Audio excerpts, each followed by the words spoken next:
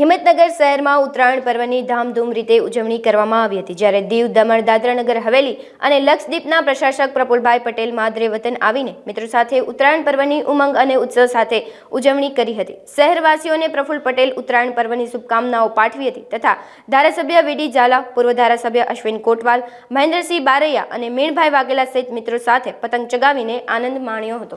જે પ્રકારે પતંગની ઊંચાઈ મેળવવા માટે આપણે જે પ્રકારે મહેનત કરી છે, પુરુષાર્થ કરીએ છીએ અને આનંદ પણ મેળવીએ છીએ, એ જ પ્રકારે દેશ નવી ઊંચાઈઓ સર કરી રહ્યો છે। આદરણીય પ્રધાનમંત્રીશ્રીના કુશળ નેતૃત્વમાં આત્મનિર્ભર હોય, સ્વાવલંબન હોય, વોકલ ફોર લોકલની વાત હોય, તમામ ક્ષેત્રે દેશ નવી ઊંચાઈઓ સર કરી રહ્યો છે। આર્થિક ક્ષેત્રે પણ નવી ઊંચાઈઓ સિદ્ધ કરવાની દિશામાં જઈ રહ્યું છે।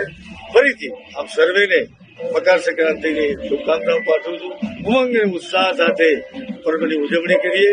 આ દેશની પરંપરા રહી છે, સભ્યતા રહી છે, સંસ્કાર રહ્યા છે, ઉત્સવોની ઉજવણી કરવી એ આપણો સ્વભાવ છે।